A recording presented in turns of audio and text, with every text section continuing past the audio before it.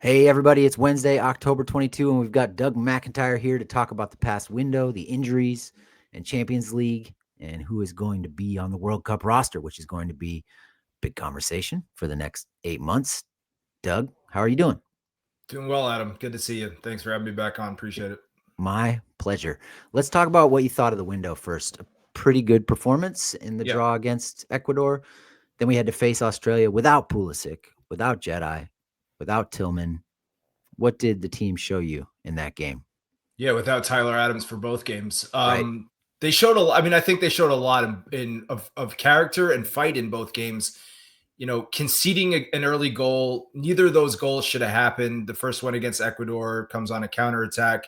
Way too much space left in the back. And a very good finish by a very good player Yeah. in Valencia. And then the goal against Australia, I thought at the time, and Mauricio Pochettino said the same thing as press conference after that goal happens in the World Cup. You are dead. You are dead. You're losing that game. So they have to clean up that sort of stuff. But the comeback in each game was really encouraging. It's very hard when you concede first at the international level to get back into a game. Mm-hmm. And there's not that many chances, even when scores are tied at that level. And they did, and they came back in both matches. You're right, again, without a lot of really good players, guys that we all think are going to be in the starting lineup come June 12th in LA. And guys took advantage of their chances. So like I've seen progress the last two windows. It appears like things are moving in the right direction, which I think is what is all anyone can ask for, really. I mean, people could ask for a lot more than that, but it's an encouraging sign particularly after that South Korea game, which I thought was the low part of Pochettino's first year in charge. And the three games since then have been the best three games they've played since he's been the coach. So I'm looking forward to see if they can build on that next month. Poch is enjoying being serious. He's enjoying that. Yeah. Yeah. Well, on the Australia goal, the goal Australia scored. I mean, it's Yeah. a nice finish, but I agree with you. We got to clean that up. Who do you, Zaprudering it for a second? Who do you blame Who the do I pin most? it on? Yeah. I think there was a lot of play to go around, and to their credit, Chris Richards and Christian Roldan were asked about that play after, and both of them put their hands up right away and said, "I needed to be quicker to react." It was a weird play. I mean, it came off a throw in, and before the ball even to get really into the weeds, I think going from memory, before the ball even touched the ground, James Sands got a toe on it. Yep. And kind of deflected it up and back towards his own end line, which I think threw everyone off. I mean, Richard says something about like McKenzie and Miles, or was it Miles that was on that side, had a hard time picking up the ball, like the flight of the ball. So I think that little touch by Sands threw them off. And then the goal scorer, the kid from Feyenoord, I forget his name, but he was fabulous in that game. Yeah, he was great. And it was his throw. I mean, he made the throw, and then he ends up, seeing the confusion and jumping on it. And then he gets a little bit fortunate that Roldan had a late clearance. He said he got caught flat-footed, and it deflects into his body. And he, I don't think there was much of a chance for Freese to do anything.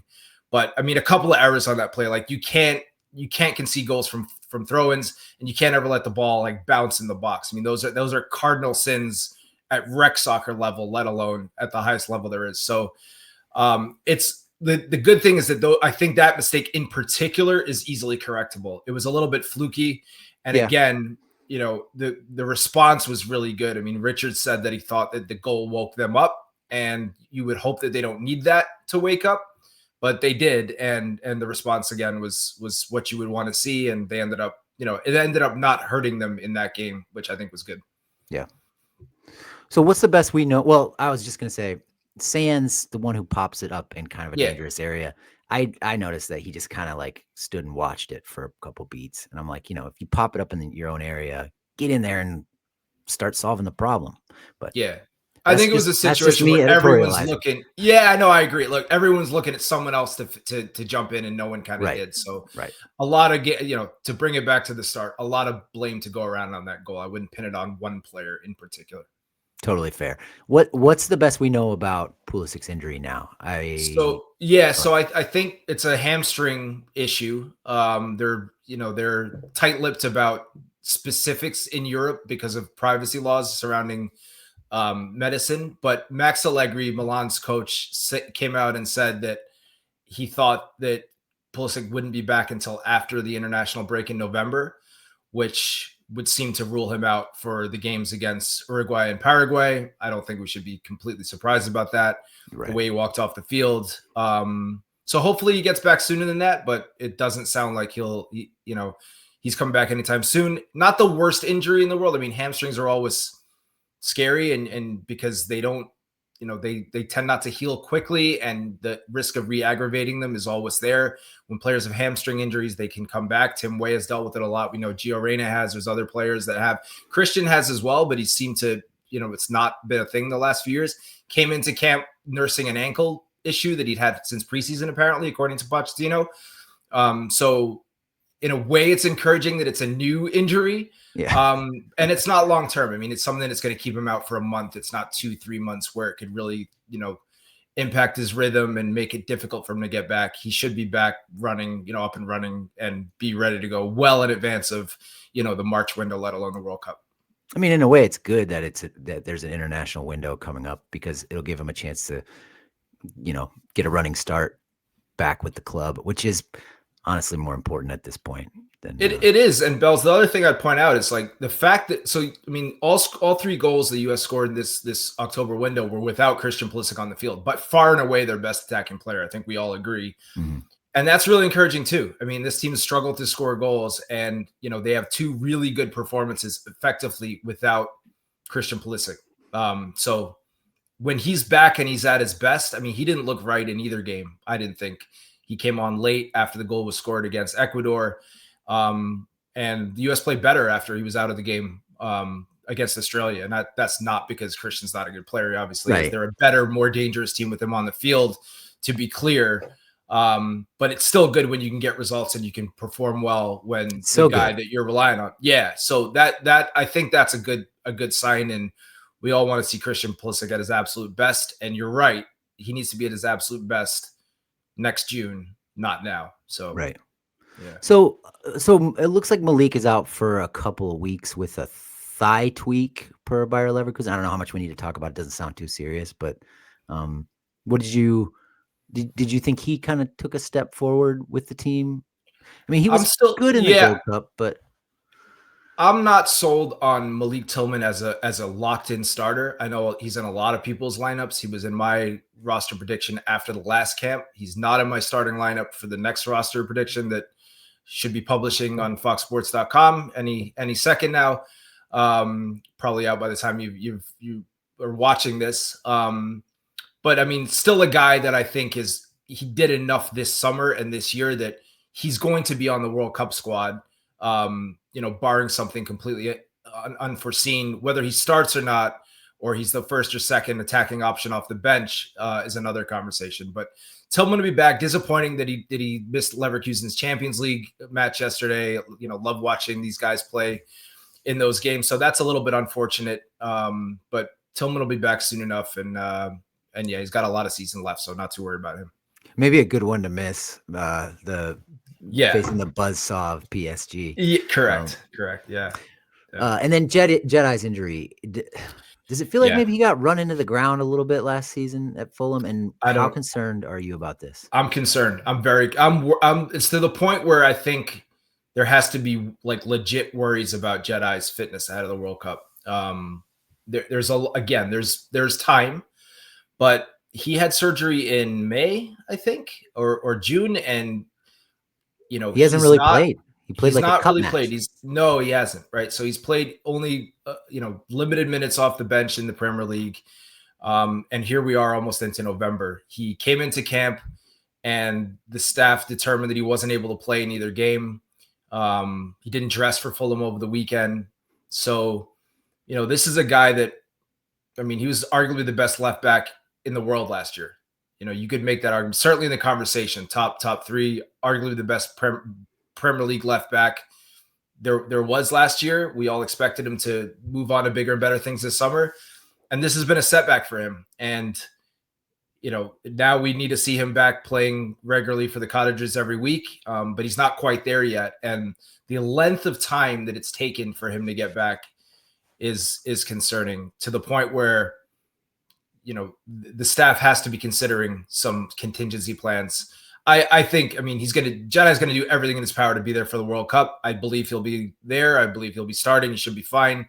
But if you're not concerned, I mean, if the coaching staff wasn't looking at other potential options, they wouldn't be doing their job. And I know they're doing their job. So it's something to keep an eye on. But I think everyone's going to feel a lot better when Jedi Robinson's back on the field and playing the way we know he can when he's at his best.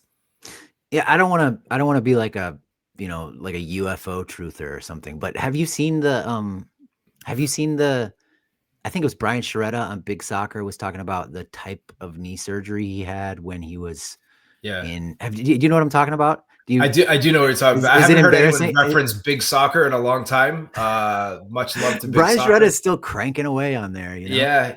Yeah, he is. No, Brian's a great friend of mine. Yeah, no, he had microfracture surgery a number of years ago, and he's dealt with other stuff as well. I mean, there's been concerns about his knee now for a few years, so it's again, just something to keep an eye on. You know, sometimes athletes, you know, they're at the top of their game and just their bodies don't cooperate. We've seen it with guys like John O'Brien, Stuart Holden in the past. It's really unfortunate. Jedi's obviously, you know, he's been pretty durable and he's been a great servant for the U.S. Yeah. And again, I think that this World Cup, you know, he's going to do everything he can to be there and be healthy. But yeah, just something to keep an eye on for sure. And, you know, we all want to see Jedi back on the field as soon as possible. Okay. And you've talked about this other places, but it seemed like we've talked about it on our pod. It seemed like Wes's personality was a little muted in camp this time. What's that about? From what we saw, we don't see the inside. And I don't think, you know, Wes is going to be Wes, you know, no matter what. That's just his personality. But there was a level of professionalism and seriousness that I think stood out. And that's what you want to see when a player's, you know, I don't want to say he was benched, but he wasn't called in for September. I do think, I mean, Pochettino hasn't said this, you know, but I think there was a message sent there a little bit that what happened in March wasn't acceptable. Wes didn't play well in those games in March. And, you know, I think it was a wake up call for him to know that, look, if you're not at your best, you're not coming in. And that's what we expect. And we expect you to be, you know, 100% locked in and focused. And he was, and I thought he played well. And that's a great sign. I mean, he talked openly about like the diet plan he's on. He looked great. He's a phenomenal player. Said he was afraid. It's the first time he hasn't been afraid to take his shirt off. Cool. So we got a little bit of the personality there. We did. And that's a great thing. I mean, that's, you know, I asked Christian about having Wes back in the camp, and he said like he's got a smile on his face, puts a smile on other people's faces. And again, like, and I have said this elsewhere, Weston McKennie's a phenomenal player, and they need him next summer. The U.S. team needs him next summer to have a good World Cup. And we've seen how good he can be at a World Cup. I think back to that England game I mentioned on here before. So if Wes is serious and he's taking things seriously and he's ready to play next summer, it's a huge advantage for the U.S. So I hope that continues, and I expect that it will. I believe you told Alexi Lalas that Weston is the best midfielder that America has ever produced. Yeah. And I wondered how much he was grinding his teeth and firing off text messages to former teamemates about that. I did preface it by saying, with all due respect to guys like Tab Ramos and Michael Bradley, I mean, you did. I did. You got to speak truth to power sometimes, you know. Listen, Weston, I did. So I was asked to do last year, before the Copa America, like my all-time US 11, and not who has the most caps, who has the best career, because it's hard. You wouldn't be able to include current guys like Pulisic or Jedi or Dest or whoever. You know, Weston, for me, I mean, the guy's 25 years old, 26. He's been a starter for Juventus for the last 5. I think he's 26. Starter for Juventus for the last 5 years, right? This guy's a consistent Champions League performer. I watch every game he plays. When he's at his best, he can do things no U.S. midfielder has. He has it all: the technical ability, the engine, the physicality, you know, the ability to arrive late in the box and score goals. Other players, you know, notably Michael Bradley, was very, very good at that. But I think Wes, when he's at his best, he's at a different level. And I think when it's all said and done, he will be recognized as the best midfield that the men's national team has ever had. I firmly believe that.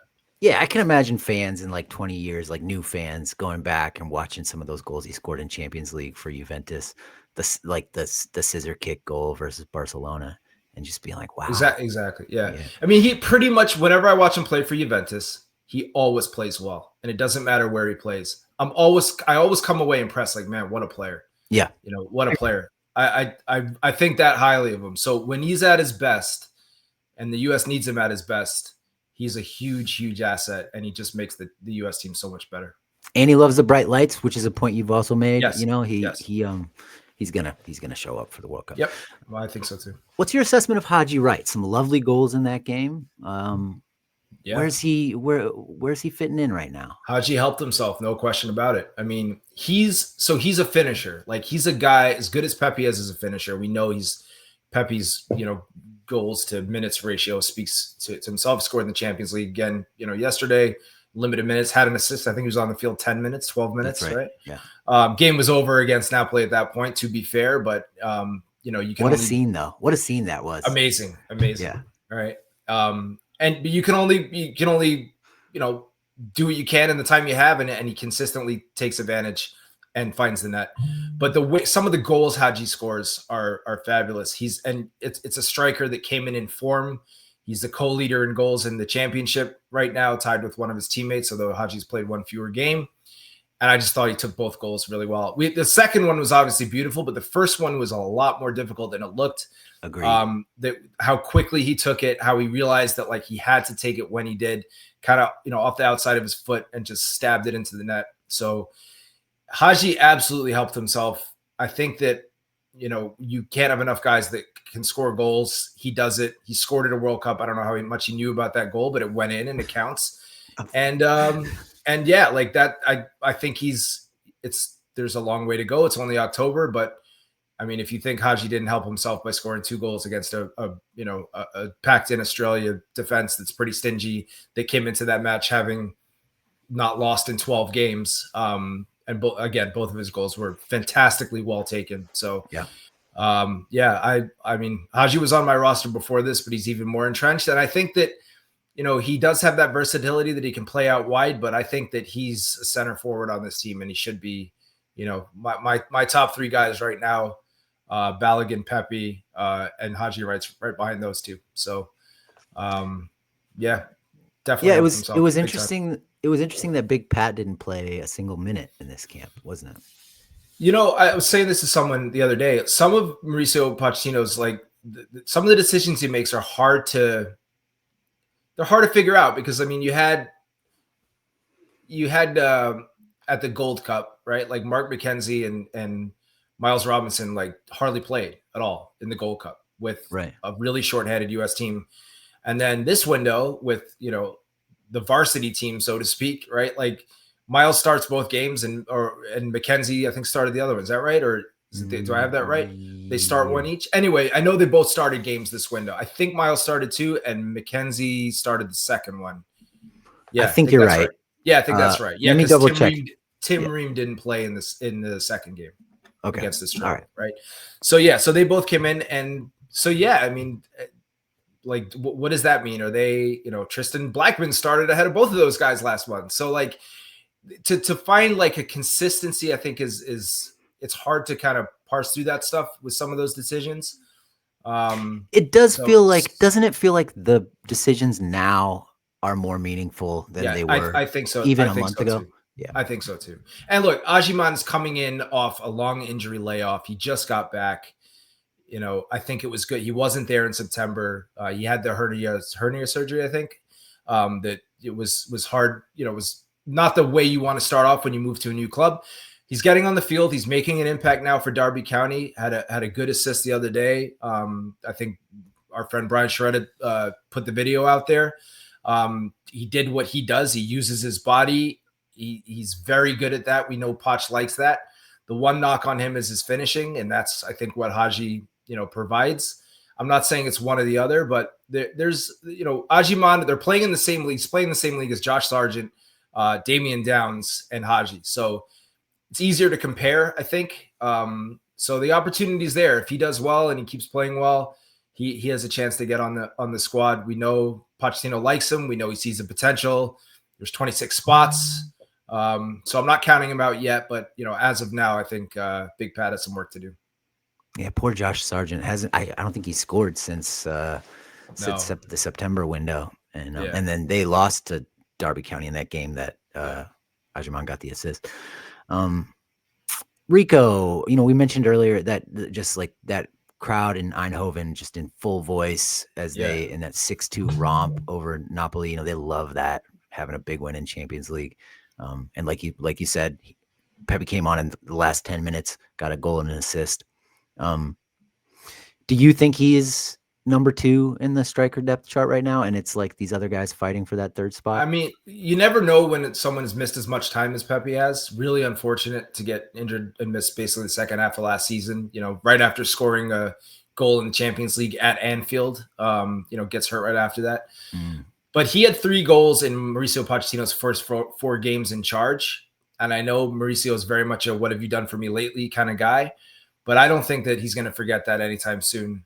I think that made an impression on him, and Pepe's just not been able to be back in since. And again, he scores whenever he's on the field for club or country. You cannot leave a guy like that off the World Cup roster. He's only 22. He's still getting better all the time. He's a good guy. He's a good teammate. And he has that thing that strikers do where like he just wants to score goals, right? Yeah, like that's hungry. his thing. More than I'm not saying like Haji and Balogun, or Josh or any of the other guys, like they don't have that, but a lot of them, like they do a lot more away from the ball, or I thought Balogun, you can look at his 2 goals in the last two camps, but I thought he was the best player they had because he was just so dangerous. Every time he got the ball, it seemed like he did something. Whereas Pepe's more like he just wants to score, and he's very, very good at it. And if he gets a half chance, he gets a chance, he can do it. You cannot leave that off. So for me, he's number 2. And I think that once he gets back to full fitness, I do think there'll be a real competition between him and Balogun for the number 1 striker's job. But right now, that for me is Balogun's job to lose. He's proven that over the last couple of camps since he's been back with the team. Okay. Well, Juve, Monaco, and Atalanta play later today, but I think basically the PSV game was the only USMNT relevant Champions League action without Tillman. Yeah. So on the back to the center back tip, I have it on. How do I say it? I heard a rumor that your forthcoming roster prediction includes a certain 6'4" man-child. Yes. In the projected starting lineup at the World Cup. Yeah. Let's talk about that, because that's going to be people are gonna kill me for that, and that's fine.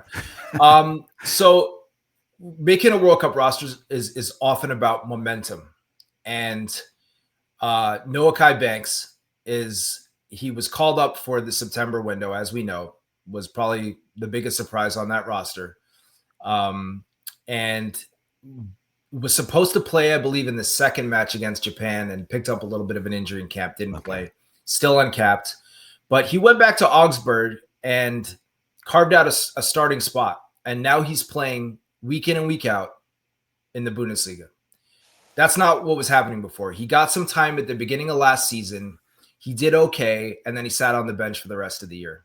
Yep. And, when everyone back in September was saying this guy should be starting, this guy should be at the World Cup, I believe my Fox Sports colleague Stu Holden had Banks in his starting lineup for the October games. He ended up not getting called in. But the fact that he's playing now at that level, and the fact that the center back competition for the U.S. is essentially wide open after Chris Richards and Tim Ream, again, who is 87 years old. Who's the next? Right. Who's the next guy after those two? Let's just say Tim Ream's going to be great, and he's going to play through the World Cup and be fabulous, and then the wheels are going to fall off sometime after that when he's 46 or however old he'll be after that. The third center back spot, if we just take, if we say Richards and Ream are 1 and 2, is wide open. I think we've seen that. Again, Miles Robinson and Mark McKenzie, they didn't play at all in the October window. They get starts this window. in the September window, excuse me. They both get starts this window. Last window, Tristan Blackmon, a guy who had never been involved with the national team, I don't think at any level, right? And is a journeyman 29-year-old MLS lifer, started both games. It's clear to me that Pochettino does not love his options after Riemann Richards. When you look at, what Mauricio Pochettino said about Noah Kai Banks when he brought him in the September camp, he talked about his profile and his potential. And he basically said, this guy has a potential to be, he said this, which is, he's not one for hyperbole usually. He said that Banks could be the best center back in Germany or in Europe by the end of the season. Yeah, so kind of in like a who knows sort of way. Who knows, right? Yeah. Who knows? But his point is, this kid's 18 years old and he can explode. That's what he said. I think we're starting to see the beginning of that. And if Banks at 18 years old, having gotten some experience last year, can prove that he is a good center back that starts every week for his club, the next 30 games in the Bundesliga or whatever it is, 25 games plus cup games. Given that guys like Walker Zimmerman, Tristan Blackmon, Miles Robinson are about to go on a 3-month layoff because the MLS season's going to be over. Yep. Right. Even if, Vancouver goes to MLS Cup, Tristan Blackman's not going to play a game between December 6th and the end of February. Right. Banks is going to be playing every single week during that time. I know the Bundesliga takes a winter break and all, but but it's short. It's short, right? So I think he is well positioned to make a big leap. And also, it's just fun to put him in there. This is a roster prediction. I know I'm going to be wrong. So there is logic to it, but I am taking a little bit of a flyer. There's always surprises on World Cup teams. No one thought that John Brooks at 20 was going to make it in 2014, and he did. And the World Cup's a young man's game, and I just think this kid, he has something that Pochettino likes, doesn't love the rest of his options, and now he's playing, and that's what it's all about. If you're playing, you have a shot. He wasn't playing before. Yeah. Right? So it was pointless to talk about him starting for the national team when he's not starting for his club. Now he's starting for his club. Things have changed. So we'll see if I'm wrong. Roster that I will not be the World Cup roster. I'm sure that, but it wouldn't shock me to see Banks come out of nowhere and make a late push to make this team. It's better to be fun when you're wrong than to be boring when you're wrong. Exactly. Yeah. I don't want to be boring. So yeah. Yeah. I really like Banks's game, and I think there's a lot of sickos are going to love to hear you say that, because I think everybody recognizes we do need an upgrade at center back past Richards and Ream. If we're honest, Richards didn't have a fantastic 2 games in the last window. Yeah. He is the guy, but he is. And Tim Ream, by the way, is about to go on hiatus too, right? Charlotte's in the playoffs, but again, even if they go all the way to MLS Cup, now he's sitting around, and I don't think that's the worst thing in the world for Ream, because he, last year he didn't really have an off season. He went from Fulham and then full season at Fulham, went to Copa America, joined Charlotte right away. He takes really good care of his body. He's a professional. MLS teams start training in early January now, which is not something they did in the past. So, he's a good enough professional that hopefully it doesn't affect him. But again, when, the guys that are playing every week are going to have a little bit of an advantage going into the March camp over the MLS players. And you think that gives Mark McKenzie a little bit of an advantage too, right? At Toulouse. Oh, yes. Over guys like Zimmerman and Tristan Blackmon. Yeah, I do. He's playing at a good level. He's playing every week. He's an important part of that team in Toulouse. And why do you think he hasn't been better for the US? Because I don't think he looked super comfortable even in these games. No. I think I don't know the answer. I know he's made mistakes at times. I wonder if it's a confidence thing. I think it's one of these guys. I've heard that he cares really deeply, he wants to do well. And if he doesn't do well, it kind of gets to him. But I don't know that for sure. It's just what I heard. But he's a great teammate by all accounts. Very, very well liked. Very close with Chris Richards. I know Chris and he's and Mark McKenzie have been playing together since, and I asked Chris Richards about this a couple of weeks ago in Austin. They've been playing together since youth national team days. So, there's a comfort level there. And And McKenzie was a big part of the first few games under Pochettino as well. Started the first few games for him. So, I think he's a guy that he impressed during the Gold Cup. He didn't play, but was a great teammate. And I think that really goes a long way with this staff. So I think Mark's got some momentum as well if he continues to do well in France. That's the whole thing Poch said in the I guess it was before the September games, where he said, that's really important to me, is that you act the same way whether you're playing or not playing. Yeah. Yes, that's interesting that McKenzie gets a bump from that. Yeah. Yeah. All right. So the big provocative thing coming out in this roster prediction is that Banks is going to be in the starting 11. I love it. I hope he. I hope you're right. We'll see.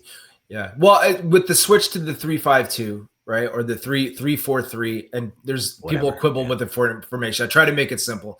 3-4-3. We know it can be a 5 in the back. We know that the attacking mids 3-2-5. Tyler Adams are not right. It's like a 3 exactly right. So if they're going 3 in the back, like now you need another center back, and again, like that comes into it too. It's not. It's a combination of factors that led me to put Banks in that spot. Yeah, I love it, Doug. Yeah. Thank you. You still think no Gio, no chance on the World Cup roster? Not a chance. Not now. Why? Why would you? Why would anyone think Gio Reyna should be on the team right now? He's not played. He started one of the 3 games. I know he's dealt with a little bit of injury at Gladbach, but he's started one of the 3 games he's been available for. He's no goals. He's no assists. Worst team in the Bundesliga. Mm-hmm. Right? They're probably going to get relegated. Right? A lot of season to go, but they have 3 they're points. In a relegation battle. 3 points. Not a good situation for him. And that's before you even get into if there's any questions about how will this guy act in a World Cup squad for 5 weeks if he's not playing. Not a great track record there. I think people, you forgive, but you never forget. That's part of the equation that comes into it. So, the staff would have to be sure that he would be a good citizen in addition to deserving to be on the team. Right now, Gio does not deserve to be on the team. He's done nothing to be on, to prove that he belongs there. I hope that changes. We know, I would like nothing more than to see Gio absolutely ball out for Gladbach. And show everyone that, he's still the player we thought he was, he would turn out to be, when we saw him, starting Champions League games for Dortmund against Mbappe at 17 years old and looking really good and scoring absolute bangers. Yeah. In the Bundesliga and the Pokal, and, he's going to be 23 years old starting next month. So this is not a young player anymore. And he basically hasn't played at all for the last 4 years. So I'm rooting for Gio. I hope, it'd be a great story if he can turn it around and make the World Cup team. As of now, there's no chance he's on that roster. None. Yeah. Yeah. Yeah. He needs to basically start regularly, you think? He needs to, of course. I think every player needs to, of course he does. He needs to start every game and provide goals and assists as an attacking player. Simple. If he does that, he'll be on the team. Mm-hmm. If he doesn't, he won't. Okay. I mean, it makes sense when you put it like that. I mean, and also the other thing is, this is a numbers game. There's 26 spots. Pochettino's called up more than 60 players. There's going to be players that have been regulars that will not make this team. So if Gio makes it, who comes out? Yeah. Who are you taking out? Diego Luna? Tillman? I don't think so. Yeah. I mean, is that what Pochettino is going to do? Let me give the case for it. Sure. He is. I mean, I don't disagree with anything you've said, but he is still. You can see he is a higher quality player when he plays, which is rare. He's certain things. Yes, correct. He's just when he doesn't. His work rate is not that great. He doesn't have a large volume of things that he does on the field, which is a huge problem. I'm not denying that. But when he does get on the ball, usually something good still happens. And it's not a goal or an assist necessarily. I mean, it definitely hasn't been. Yeah. But he gets on the ball, he controls the space around him. He has the passing vision and the technique to hit a good pass. And I think So the case for it would be Yeah. in a World Cup, do you leave a player of that quality? And I think, for that very discrete moment that I'm talking about, he is maybe top 2 or 3 players on the team. In the pool, do you leave that little bit of magic at home for a World Cup?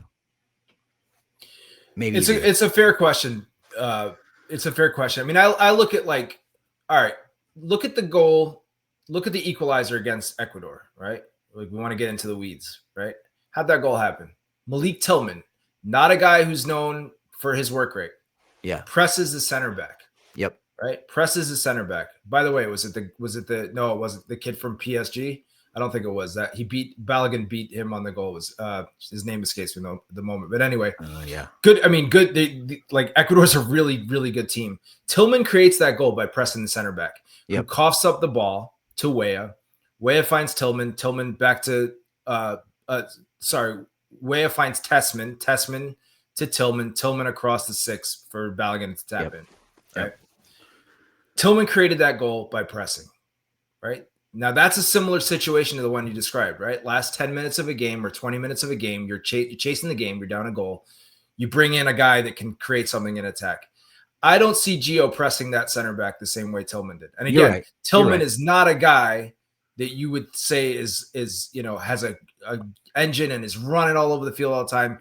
Very much a player like Gio, like, very skillful and kind of, he's elegant. He makes it look easy, slows the game down, right? Lovely player to watch, just like Gio, right? Super elegant, great on the ball, can make a pass, all that stuff. But that goal doesn't get created by, elegance, a bit of magic. It gets created by hard work. And that's and then a bit of quality, right? Quality on all counts, right? There was a quality goal, quality passes, and a good finish. Balogun beats his man, right? So, yeah, I see it, but like there's a lot to it. And you said when Gio's on the ball. Okay, how much is the US going to be on the ball at the World Cup? Let's say, for the sake of argument, if you're chasing a game, right? If you're losing, you probably have more of the ball. So let's say 60%. So what about the other 40%? Yeah, it's a disaster. I mean, the evidence of the last few games with Gladbach it's a disaster from Gio. He doesn't do anything. And if you look, Diego Luna is an attacking player. He busts his ass defensively. Mm-hmm. He's everywhere. I don't know that Reyna, because of the injuries, can do that. I don't know that it's I'm not saying it's a lack of effort or he doesn't care. Or he's not trying. I'm not saying any of that. I don't know. Like, he's dealt with hamstring injuries and different kinds of injuries, leg injuries, broken. Like, he's had bad luck too. Like, I feel for the guy. But I just don't know that he can play at a World Cup level. I mean, those games are 100 miles an hour, right? Like, again, I hope he can. I haven't seen it this year with Gladbach, and I want to. I hope he's part of the solution. I hope he turns it around and they stay in the Bundesliga. It's a historic club. That's the level they belong at. And if he can be part of that, then yeah, he can do it. There's time left for Gio to make this team. But based on what we know today, I don't see how anybody can think that he's going to make it on the World Cup roster over, I mean, I would have Jack McGlynn ahead of him at this point, in all honesty, right? Because I know Poch likes what he brings. He has that amazing left foot. I mean, he has an amazing left foot. He brings his own magic. He brings his own. He can do things in if he gets in a limited time that it's just different than any other player in the pool. How many of those guys can you bring though? You can't bring too many of them, right? Like, there are going to be guys that get cut. Like I say, I don't know if you can bring Jack McGlynn or Sebastian Berhalter. If you can bring both of them, rather. I don't think you can bring both of them. I don't think you have enough room. Like, there's only so many spots to go around. And by the way, I don't have either McGlynn. I don't have Reyna, McGlynn, or Sebastian Berhalter on my latest roster. One guy, again, would be happy to be wrong about any of them. But there are going to be good players that don't make this team. For sure. Yeah. Gio would need to make big strides this season, I think. Yeah. He'll have to force his way onto the roster. And if he can do it, he deserves to be there. And it would be, to your point, I mean, I'm a huge fan of what Gio Reyna can do when he's at his best. He's phenomenal when he's at his best. They need him at his best. period.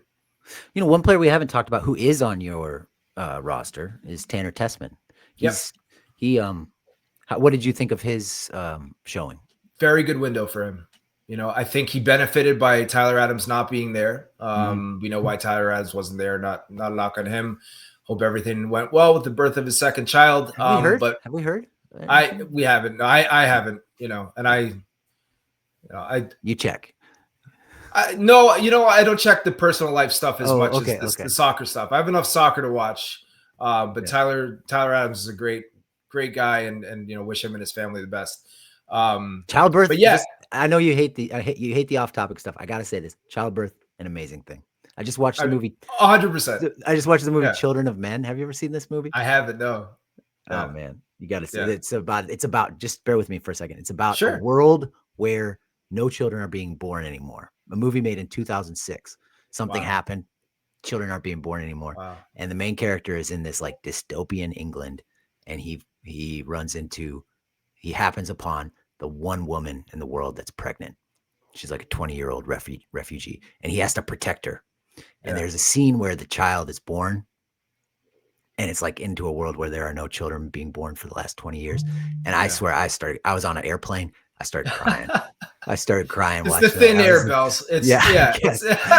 Also, I'm getting old, Anyway, all the best to Tyler. All the best to Tyler. I'm a parent too, and the right thing. You put your family comes first, no matter what. I mean, 100%. Yeah, there are more important things than soccer. With all due respect to, was it Jeff Hurst or whoever said, it's not life or death, much more important than that. Forgive me if I'm crediting the wrong person. Famous quote. But no, family's more important than soccer, everyone. But Tessman, Tessman did give the digression. Tanner Tessman, took advantage of it. Look, he's having a really good season. He's having a really good season for Lyon. I mean, he was interesting because he was excellent in the last camp of 2024, the Nations League quarterfinal, 2 legs over Jamaica, particularly in the second game. So he ended 2024 on a huge high note. Pochettino raved about him in his post-game press conference. And then he started him in the Nations League match against Panama. And like everyone else that day, Tanner wasn't good. None of the players were good that day. Like they just were. It wasn't their day for, however many reasons. Maybe we'll find out exactly what went into that camp because Poch, references it a lot. And I don't know that it was just the results. Seems like the results were like the least of his concerns. Maybe, but the results were terrible and the performances weren't good. I mean, like they just weren't. And I was in the building for that game, and it was just like as bad a performance from a U.S. team as I've ever seen, or in recent memory. 18 months out from World Cup or whatever it was, like shockingly bad they were. And I think that everybody got a little dirt on them coming out of that window. Tessman wasn't on the Gold Cup squad, as we know. I don't know if that was, to send a message or anything. I'm not sure, but he got a summer to recuperate and started the season in terrific form. Scored a fabulous goal from long range and came back in with a lot of confidence. And I thought he played really well. And now he's got something to build on. And I like his game. He's a big, strong midfielder. He has we've talked about, at the international level, like that stuff matters. Like he has the physical profile that you want from a central midfielder at the World Cup level. And he's a good player too. And he's getting better. So I like, again, talk about momentum. I like the momentum Tanner Tessman has, ahead of the next window, ahead of March, ahead of the World Cup. He has a little bit of elegance too. For instance, the pass to set up Tillman, to pass it to, was a nice little pass.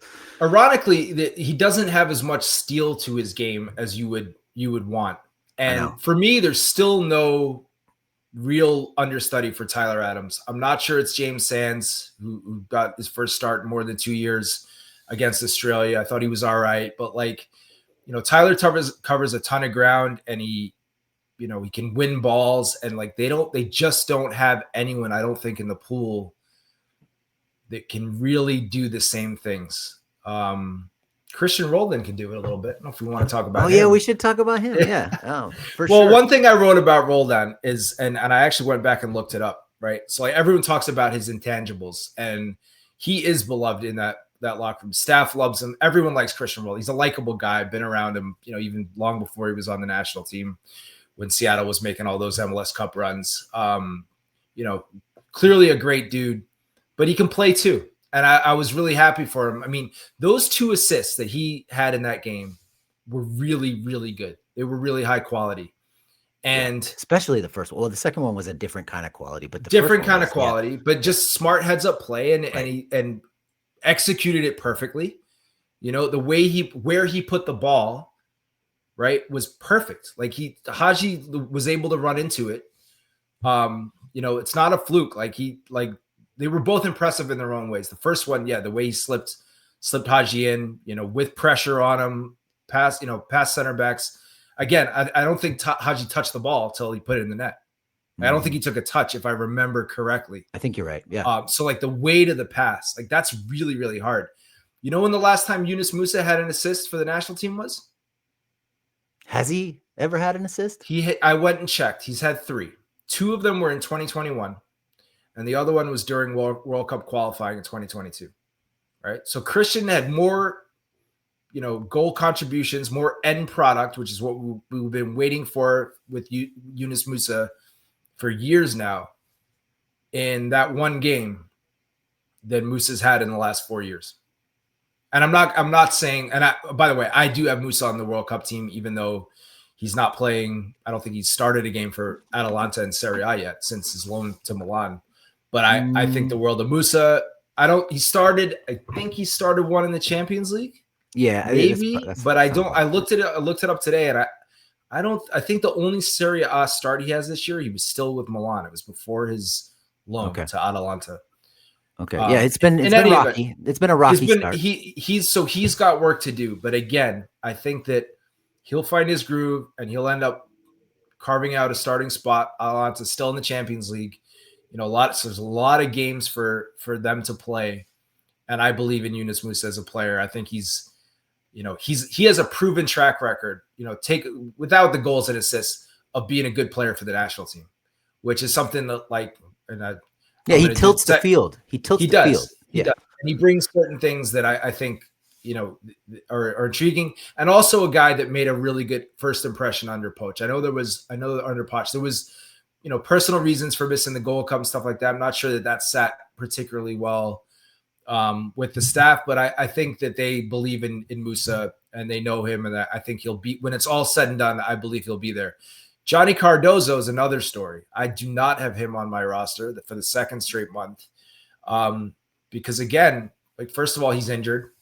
But he lost his starting spot with Atletico Madrid before he got injured.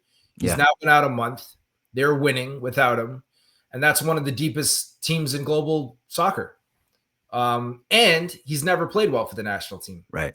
So I think he has a real uphill climb to get back in. He's got to win his job back with Atletico and then get in. They're playing well now. They were not playing well when he was starting. No, exactly. And that's a worrying thing. And Diego Simeone is not the kind of coach that's going to care at all that his bosses spent 30 million euros on this player. He's going to play the guys that are going to help him win.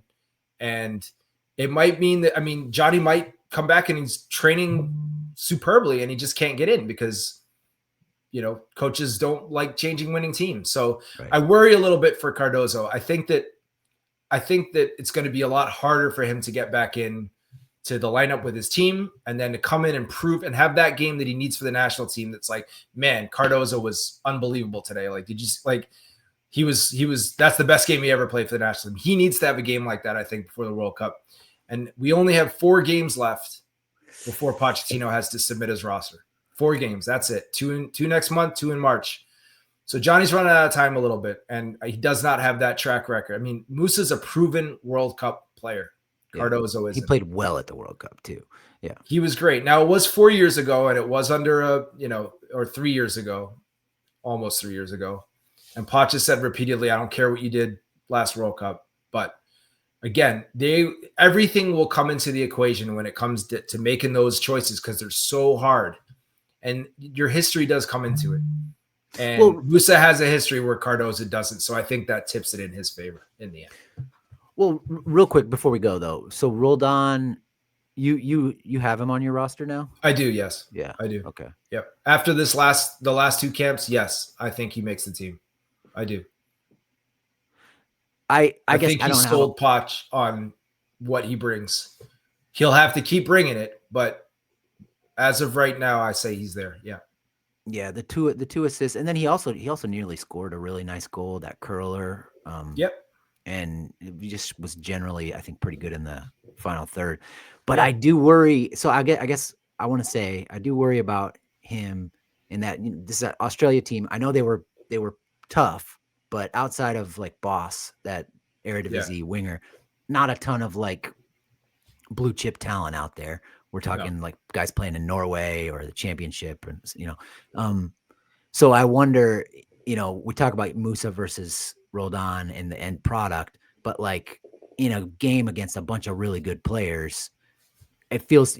I said Musa tilts the field in our favor. I sometimes feel like in a tougher game, Roldan contributes to tilting the field against us because the game's just moving too fast for him, and I don't know. I don't know that I've seen Roldan play against enough top level opponents to make. I guess I'm thinking of World Cup qualifying. Yeah, maybe. I don't know. I mean, look, Roldan's not a player that's going to start at the World Cup. I don't think he's a guy that'll come in and do a job. I think he can. If you're winning a game and you take a forward out, you put Christian Roldan in there. He's not going to make a mistake. He's gonna make a safe pass. He's better technically than most people think. He can tackle. And he did get some really good experience. And I asked him about this after the game, like playing in the Club World Cup. He said, like, that's the first, he's like, I never went to Europe. I went to World Cup, but I didn't play. And so that's the first time I really got to play in competitive games against top level opposition. And remember, their group was Atletico and he was Madrid, really good, PSG, right? And Botafogo. I mean, like that was the group of death in the Club World Cup. And I thought he was Seattle's best player. I thought he was really good. I think he scored the goal against Botafogo. I believe I was at an airport. I think it was the day of the Gold Cup opener against Trinidad. So I vaguely remember watching that while eating a late dinner. But look, so I don't think he's a guy that's going to start. Do I think he's going to make the team at this point? Yeah, I do. Okay. Yeah, and then all the intangibles, they do matter. Like we've talked about in the past. So, hey, everybody, check out Doug's roster prediction when it drops on foxsports.com. Also, I forgot to ask you about the Chris Richards interview. Just real quick, is he? Sure. Is he the best personality on the U.S. men's national team? I think there's a lot of guys that have big personalities, and we're going to see them come out next year. So it's really fun getting to know. Like I've said this elsewhere too, but like talking to some of the guys that played in '94, Alexi or Kobe Jones, like and it's a different media landscape now. I understand that it's a lot more fragmented, but those guys went from being completely anonymous to being household names overnight, like in the span of a week or two. No one knew who Alexi Lawless was in May of 2014, and in July of 2014, everyone in the country knew. You couldn't walk down the street. I don't know that that's going to happen this time to that extent, but I think it will happen. And a lot of these guys, it happens every World Cup. I mean, I remember Graham Zusi, like everyone was talking about Graham Zusi in 2014 and his hair and all this stuff. Like that's what happens at a World Cup. It's the biggest event. Everyone gets, and if the U.S. team does well and they win a game, or, they give the country a reason to get behind them, and I think they will, they get to know these guys, and and they're eager to know about their stories. And there's a lot of great stories, and there's a lot of really interesting people on the team. And like I found out stuff about Chris I didn't know. I didn't know his dad was a professional basketball player who like played in like Bolivia and Iceland. Like that's fascinating to me. Yeah. But he's a great dude. It was supposed to be like a 15-minute interview. We ended up sitting there for half an hour just shooting the breeze. So really, really good person, and really insightful. And I hope fans learned about him, and I'm happy to share those stories and more of them as the World Cup approaches. Yeah. The fact he's a World War II buff. I didn't know that. Yeah. He's like really into that. And he said Private Ryan's favorite movie. and his grandfather fought in World War II. Like I mean, just fascinating. And I think that's the sort of stuff like, yeah, the country's going to eat that stuff up. Like all these guys everyone has a story. Every one of these guys has a story. They're all fascinating. Like to get to that level, like it takes a lot more than talent. I remember Jill Ellis, when I covered the women's national team, she used to say, these guys aren't just elite players, they're elite people. And that always stuck with me, and it's like, it's really interesting because like you have to be a good player, but like when it comes back to like the intangibles and stuff, like if you're just a complete jerk and your teammates hate you, like you will get found out long before you reach the professional level. Right. So like there's a level of like character that's required to get to this level. Right. Yeah. It's not an accident, and it's not talent alone that got these guys where they are.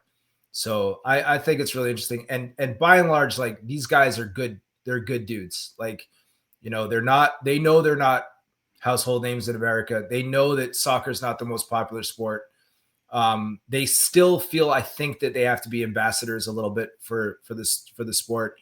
And I think they're going to relish the opportunity. And a lot of these guys are going to become household names next summer. At least that's the hope if the team does well, which I know is something we all would love to see because it's great for all of us and great for the national team. Yeah, so. I'm really hoping for it. Yeah, Chris Richards, I could see him scoring a game winner on a set piece at the World Cup, and then like being the guy for the team. Yeah, and he's got the look too, right? Like whether it's the big afro or the cornrows, and like his post-game press conferences are becoming like can't miss, or his post-game media scrums, I should say, are becoming like can't miss.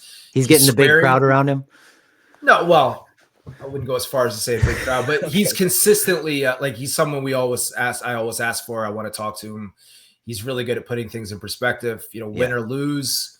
Very even keeled. And he's been given us like a golden quote in every press conference, or in every scrum, I should say.